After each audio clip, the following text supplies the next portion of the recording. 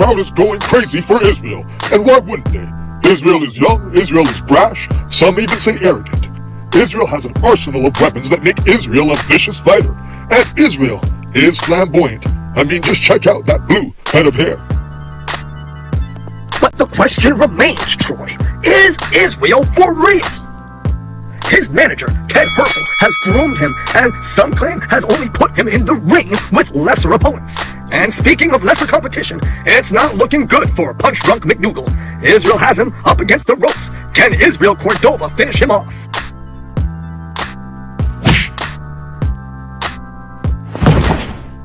Well, there you have it, folks. Israel Cordova has done it again. In just 6 minutes, this fight is over.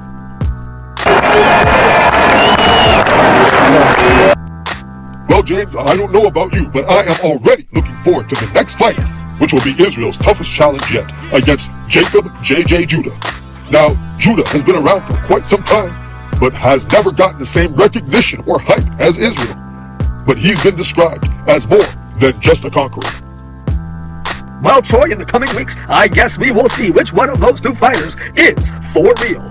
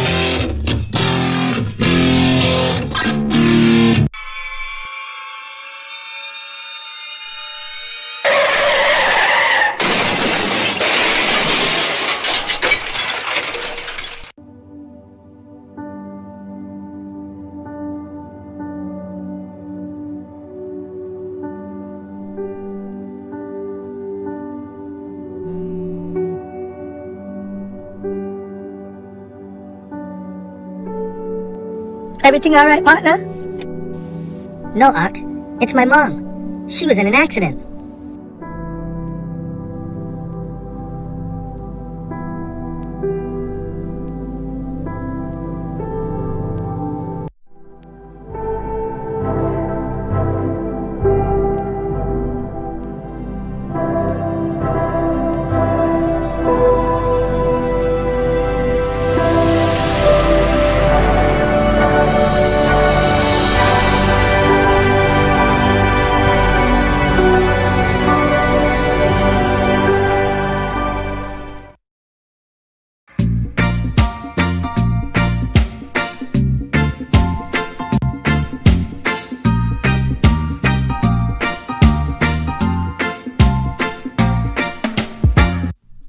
I go on now.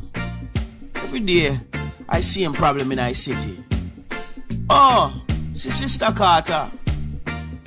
Everything alright, Sister? Hi, Donovan. No, I was supposed to pick up Isaac and Danny from school, and I can't get a hold of Danny's parents. It's alright. We can't pick them up. Are you sure it won't be an inconvenience? No worry yourself. Me have slow day today, so no problem. You need to move your car right now, sir. Now, move it now. Relax now, daughter. You can't see me a chat to Sister Carter. Sure.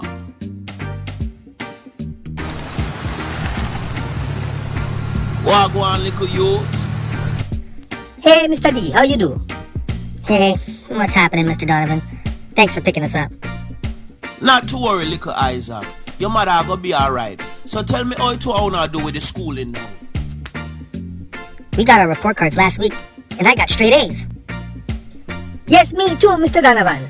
And we have the pin to prove it. Irie, stick to your book. And don't be like Mr. Donovan, you hear? Why do you say that, Mr. D? Sad to tell you, Mr. Donovan is a high school dropout.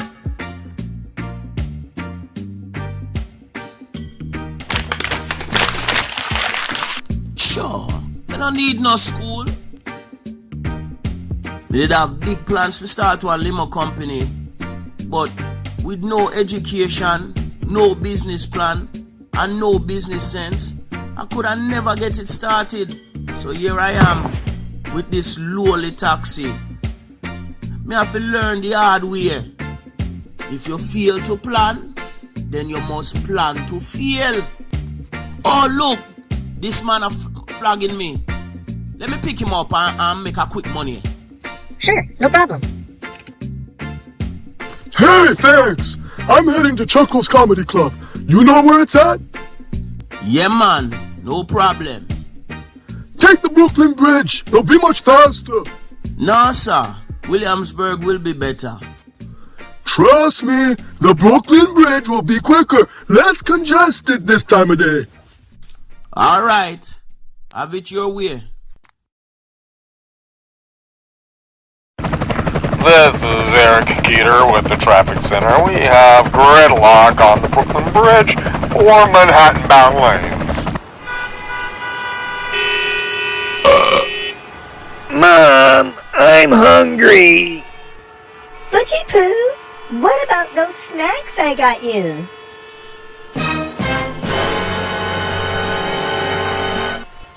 I already finished them all.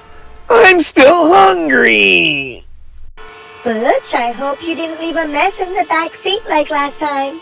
You'll be cleaning it up when we get home, young man. Sure. I'll start right now.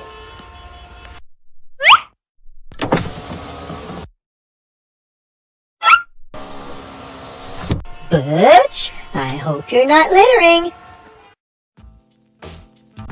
I perform every Thursday at Chuckles. The show is called The Wrath of Rathbone. Perhaps you've heard of it. No, can't say I have, you know. Excuse me, sir. Do I know you? You look familiar. Oh, hey, I didn't see you two back there. The name is Rabbi Shlomo Rathbone. Hold on. Did he say rat bomb?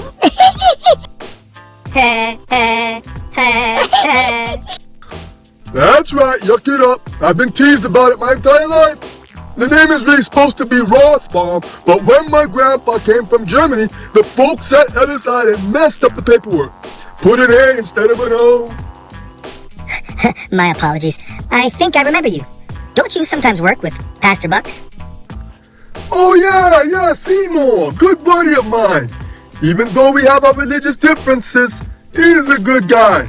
Every year he does a big benefit, and he gets money from his church and sends it to Israel. You too, you go to his church? Did I make a joke or something? No disrespect, Mr. Shlomo. The reason we're laughing is because we aren't Christians. And even if we were, that would be the last church we would be going to. So if you aren't Christians, what are you then? We're Hebrews, followers of the Most High Yahuwah. Hebrews? Really? So where's the kippah?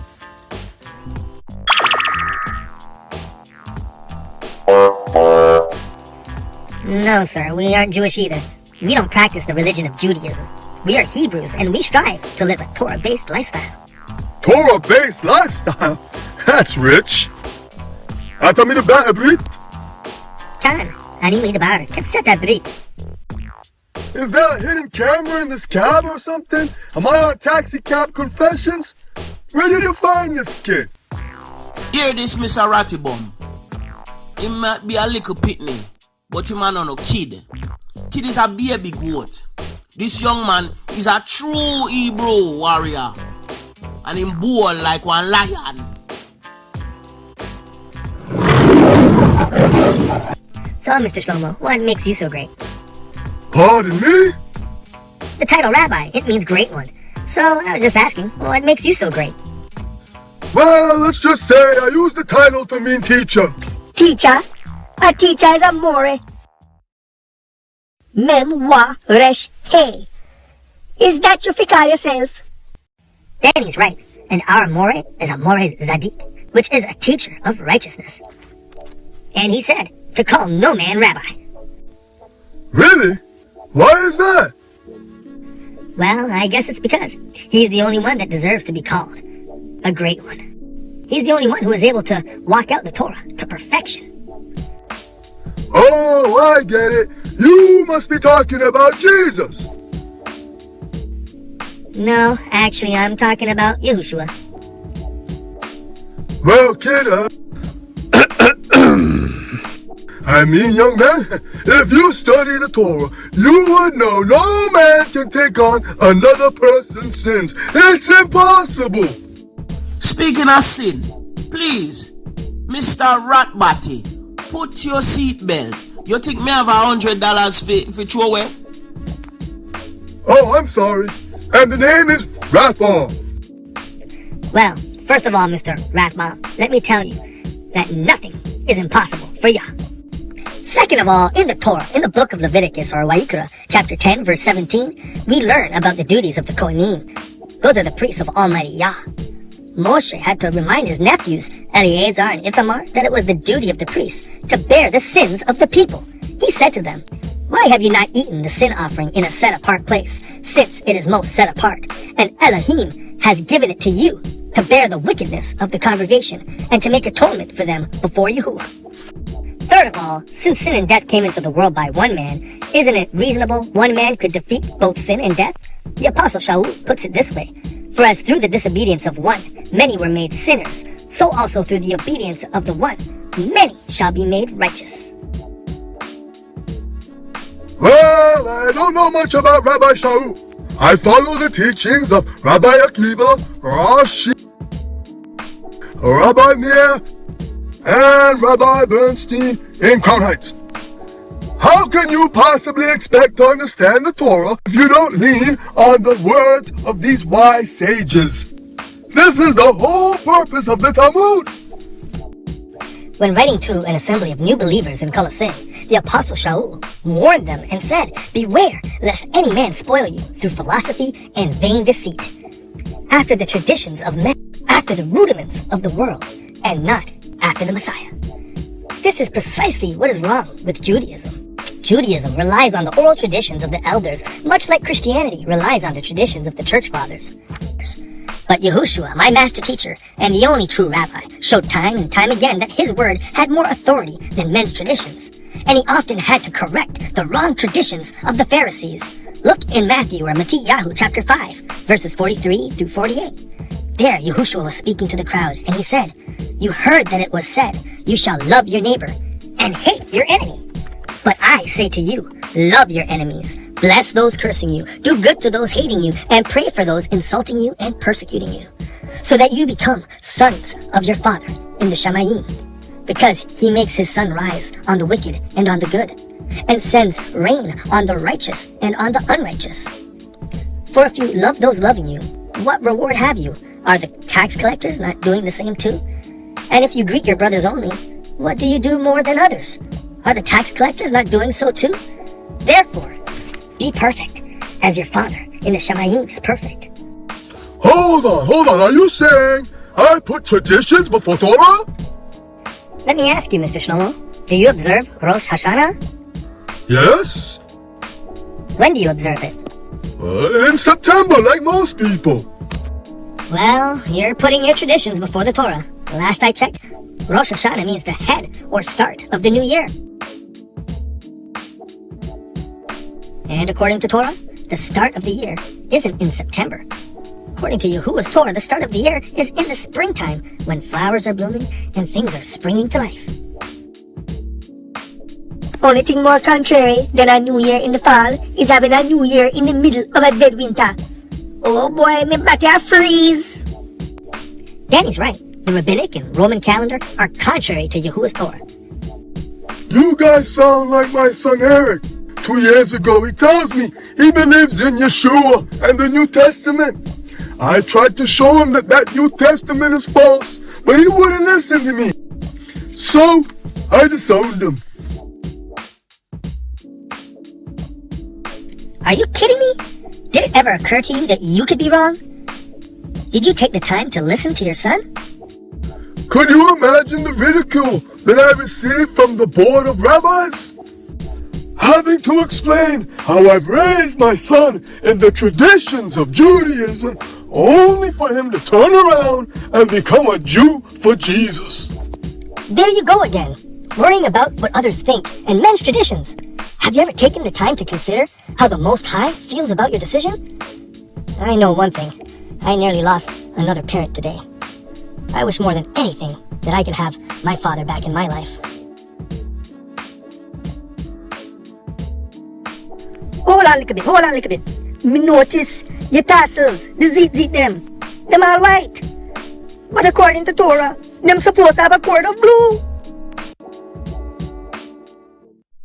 Well, that I can explain. The blue dye of the zit was produced by a special sea creature that many think has become extinct.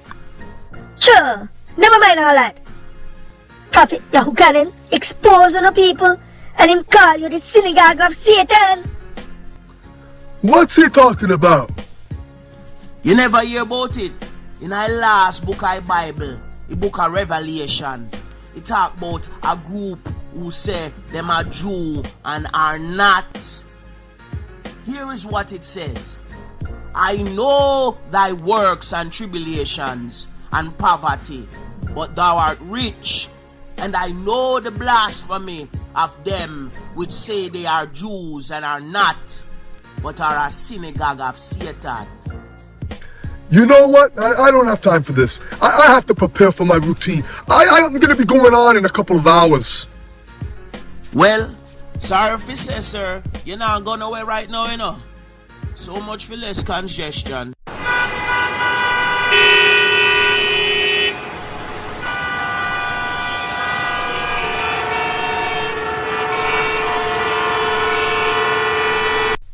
You know, I have come across the likes of you two before. Picture this. I'm in the city, minding my own business, and I get a message that my order at Burger Town is ready. And I come across these guys outside of Burger Town. They're dressed up like they're coming off the set of Pirates of the Caribbean or something. They had the chutzpah to call me a fake Jew. They said they were the real Jews, and I was going to be their slave in the new kingdom. What a bunch of schmucks. Yeah, I think I know who you're talking about. We're nothing like those guys, Mr. Shlomo. We believe the ancient Israelites were dark-skinned people. However, we don't preach a gospel of hate. Even though the ancient Hebrews were dark-skinned, today, to be considered a true Yahudi or Jew, you must be one inwardly. Inwardly? That's rich. Well, the Apostle Shaul put it this way in the book of Romans, chapter 2, verses 28 and 29. For he is not Yehudi who is outwardly, neither is circumcision that which is outward in the flesh. But a Yehudi is he who is inwardly, and circumcision is that of the heart, in Ruach, not literally, whose praise is not from men, but from Elohim. Last I checked, the rabbinic court decides who is a true Jew. Didn't you pay attention? This is not about the praise of men. This is about pleasing Yahuwah, Elohim. And now, we have come to the heart of the matter. High cholesterol isn't the only thing that hardens the arteries of the heart. Sin has given each and every one on planet Earth a stony heart. Just as the apostle mentioned, we all need spiritual heart surgery. And Yahushua is the chief surgeon. There you go, mentioning Paul again. Well, you wouldn't disagree with King David, would you? He was essentially saying the same thing when he pleaded with Yahuwah to create in him a clean heart and renew a right spirit within him. The religion of Judaism is just another false way, no different from Christianity and Islam. But here's the good news, Mr. Shlomo. Once you allow the chief surgeon to change your heart, you can be grafted into true Yasharah. Nonsense! I'm Abraham's seed. I'm quite alright. Actually, you mentioned earlier that your family came from Germany, right? Yes? So what? Wanna go sailing?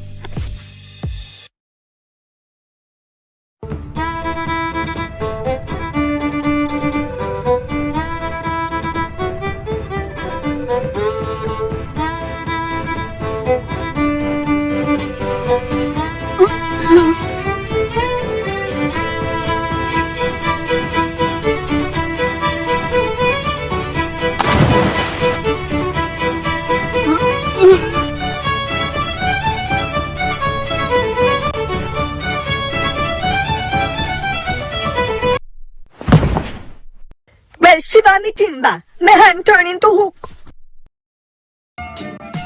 Where are we? Hayam Hashakar. The Black Sea? Yes, sir. Now check out this map. As you can see, it's divided by the sons of Noah.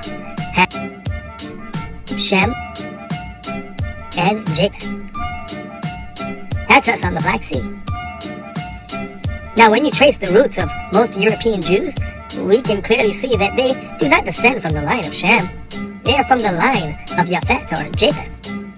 And a descendant of Japheth was Ashkenaz. This is where we get the term Ashkenazi Jew. As you can see, Ashkenaz settled in the region of Germany. Bingo! When we study history, we learn about an ancient empire in Khazaria. The king of Khazaria converted both him and his subjects to the religion of Judaism. This is how the religion of Judaism spread to the descendants of Japheth and throughout Europe. Now, there was a prophecy in the first book of the Bible called Bereshit, or Genesis, chapter 9, verse 27. There it says, "Let Elohim enlarge Japheth, and let him dwell in the tents of Shem, and let Canaan become his servant." And that is precisely what we see happen through recorded history. In 1917, British statesman Arthur Balfour issued what is known as the Balfour Declaration. When writing to Lord Rothschild, he announced the British government's support for the establishment of a national home for the Jewish people in Palestine. British forces would occupy Palestine and establish the British Mandate, which made it possible for hundreds of thousands of European Jews to immigrate to Palestine. And just as the prophecy in Genesis told us, these sons of Japheth would dwell in the tents of Shem. Most of these European Jews were not bloodline descendants of Jacob. The history books tell us that the state of Israel was reborn in May 1948, but I'm here to tell you that what was really born was a satanic counterfeit. And the prophet Yahuchanan in the book of Revelation tells us that Jerusalem is now spiritually Sodom and Egypt. As believers in Yah, we are to look forward to the new Jerusalem, which is not of this earth. The true city of David will be coming from above. Another prophet, Yehezkel or Ezekiel, told us in Ezekiel chapter 36, verse 5. "Therefore, thus says the Master Yahuwah, have I not spoken in my burning jealousy against the rest of the Gentiles and against all Edom, who give my land to themselves as a possession, with all joy of heart, with scorn in their being, to drive it out for a prey?" And don't forget the master teacher, Yahushua. He also prophesied and said, Jerusalem would be trodden down by the Gentile them. Yes, that's true. But, Danny, I have a question for you. Who is steering this boat? Ladies and gentlemen, fasten your seatbelts. This ride's gonna get a little bumpy. Most of the people in the land of Israel today are not the bloodline descendants of Jacob. But what's worse is many in the land and worldwide are part of this counterfeit religion known as Judaism. Most who practice Judaism don't follow the Torah. They follow the Talmud.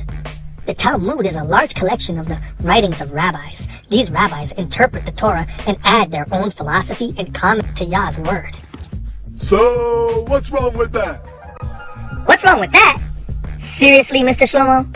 Have you not been listening to a word I've been saying? Tell you what, let's look at some of the teachings from the Talmud. Did you know that the Talmud teaches in Moed Katan 17 that if a person is tempted to do evil, he should go into a city where he is not known, dress in black clothes, cover his head in black, and do what his heart desires? That is downright wickedness. And if it's got me hot under the collar, I can only imagine how Abba Yah feels about it. How about this in Pesakim 113? There, the quote-unquote wise rabbis teach that it is okay to hate your Gentile enemy. However, we know that Yahushua teaches us to love our enemies. Check this out in Hagigah 13. The Talmud teaches it is forbidden to teach Torah to the heathen. Only Hasatan would suggest something like this, because as we know, the Torah needs to be taught to the whole world, especially the Gentiles. In the middle of the Bible, in Psalm 118 verse 8, we are told not to put our trust in man. Our trust should be in Yahuwah. The Torah was inspired by Yahuwah Almighty, while the Talmud was inspired by lowly men. The whole Torah was neatly summed up by Yahushua. The master teacher. In the book of Matthew or Matthew, chapter 22, verses 36 through 40, we see that there was one who was learned in the Torah. And he challenged Yahushua and asked him, "Teacher, which is the greatest command in the Torah?" Yahushua said to him, "You shall love Yahuwah, your Elohim, with all your heart, and with all your being, and with all your mind. This is the first and greatest command." And the second is like it. You shall love your neighbor as yourself.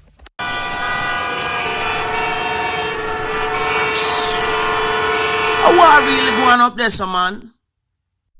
Hold on, I'll be right back. No, Isaac, wait, Isaac. Oh boy, his mother go kill me now.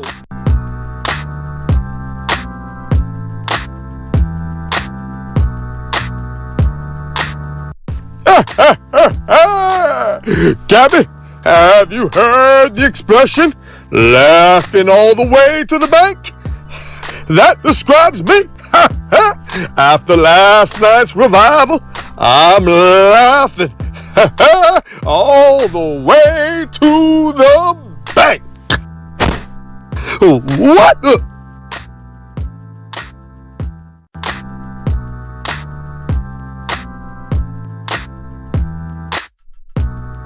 Listen, sir. I'm sorry that I hit your precious car. No, you need to listen. Do you know who you're talking to, kid? This is Israel Cordova, one of the top welterweight boxers in the world. Hey, hands off the car. Oh, is that so? Well, he doesn't look that tough to me. Okay, that's it. It's time to teach this fool a lesson. Sir, I think you might want to think twice before engaging in a pugilistic exchange. Down here. Hi, Israel. The name's Isaac Carter. You might want to look around. I would say there are about 50 or so cell phone cameras recording you right now.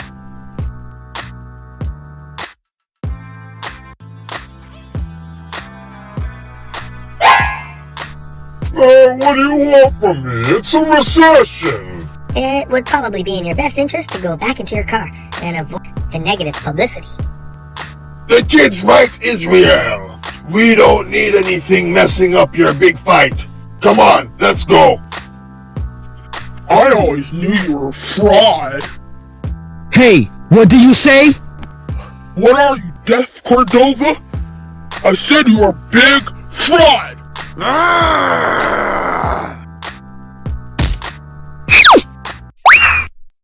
Whoa! Ah!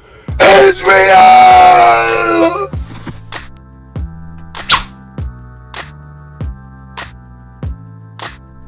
Ah!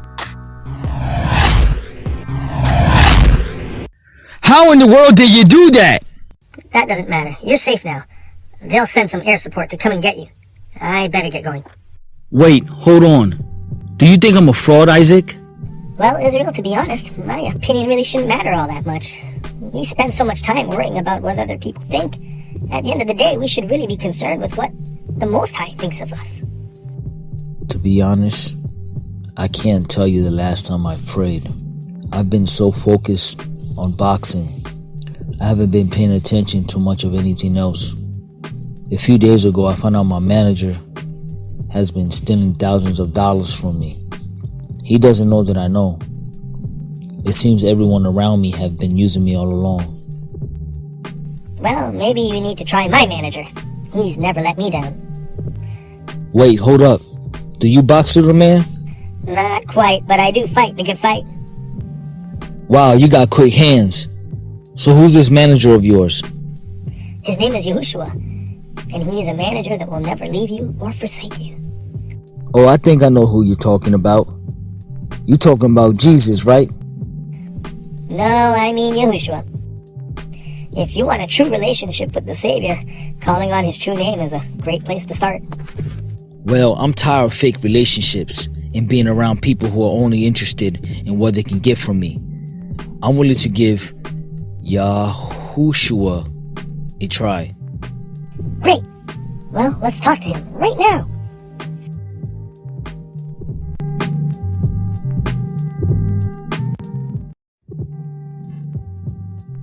Alright, almost got all my money. Oh no, not again! Hey, what's happening, y'all? Where did you go? I just made a short visit to Israel.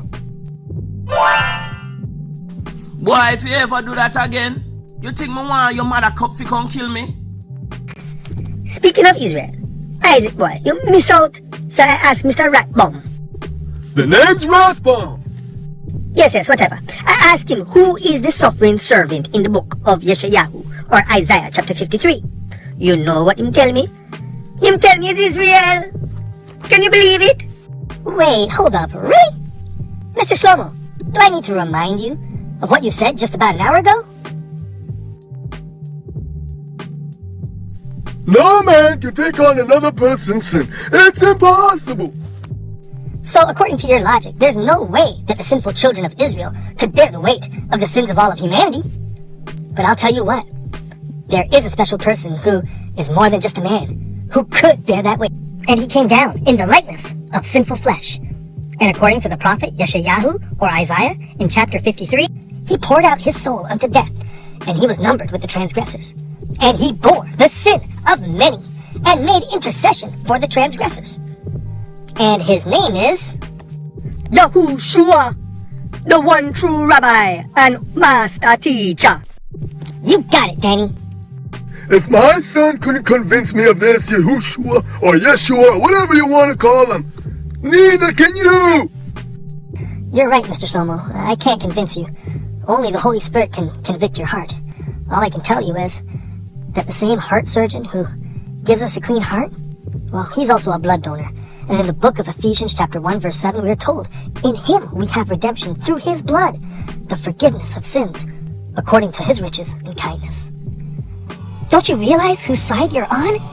If you reject Yahushua, you're rejecting life. If you reject him and refuse to become a part of true Israel, well then, the synagogue of Satan awaits, because you've made an eternal covenant with death. The scriptures warn us, there is a way that seems right to a man, but the end is the way of death.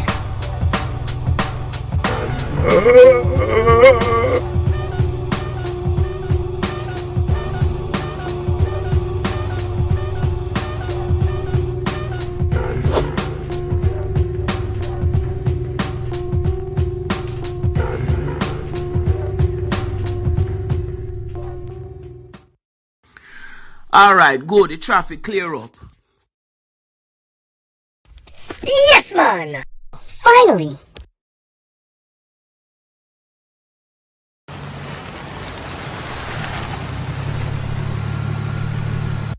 Well, this has been really interesting.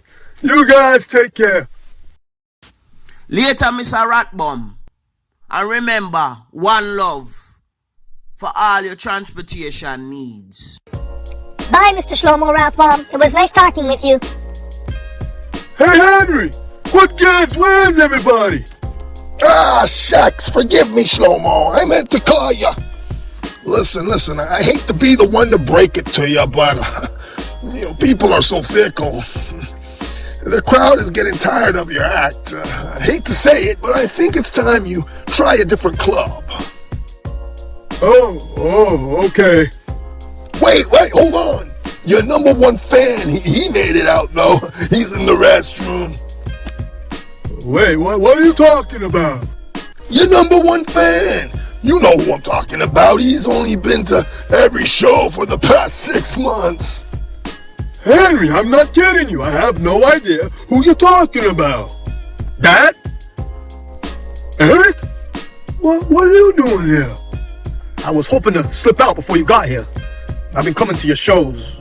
I usually hide out in the back. That's why I got these silly sunglasses and hat on. It was the only way I knew how to stay connected with you. I wish more than anything that I could have my father back in my life. Stupid, right? No, not at all. I'm sorry, son. I shouldn't have shunned you. I raised you to be a strong and independent thinker. I gotta tell you, I had an interesting ride on the way here. I met 2 extraordinary boys, and they even had me thinking maybe, just maybe I need to take a second look at this New Testament. Really? Yes, really. Come on, sit down. We got some catching up to do. Mom! I'm so glad you're okay. I'm okay, son. The hand of the Most High was with me. He took an accident and turned it into an opportunity for me to witness to a young man about the love and forgiveness of Yahuwah. Donovan, thank you. No worries, sister. Just doing what the Lord service. Your boys take care. Blessings.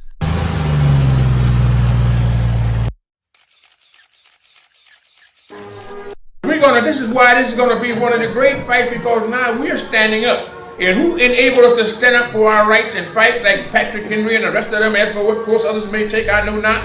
But as for me, give me liberty or give me death. All right, now. With all due respect, Mr. King, you've been speaking for the past 45 minutes or so. I think I speak for everyone in this room that we would like to hear from Israel now. Sorry, folks, but there will be no fight. My whole career has been a fraud. I've been used and manipulated by greedy and evil men. But no more. I have a new manager. His name is Yahushua. And I hope you reporters are paying attention, because here's the good news. He has changed my life, and he can change your life too. Jacob Judah, you are the true champion in this room. You have beaten all the best boxers out there. Boxers who are much better than I am. But for the fight of your life, there's an enemy who wants to put you down for the count. Through Yahushua, you can truly be more than a conqueror. Hi, I'm Maxine Jackson from the Ropes magazine. Israel, are you ever gonna box again?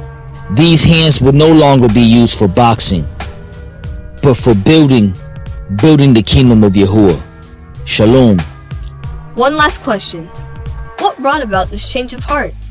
I recently met a new little friend who has a big heart. He reminded me that there's a much bigger and more important fight happening outside the ring. I'm ready for the battle. Are you?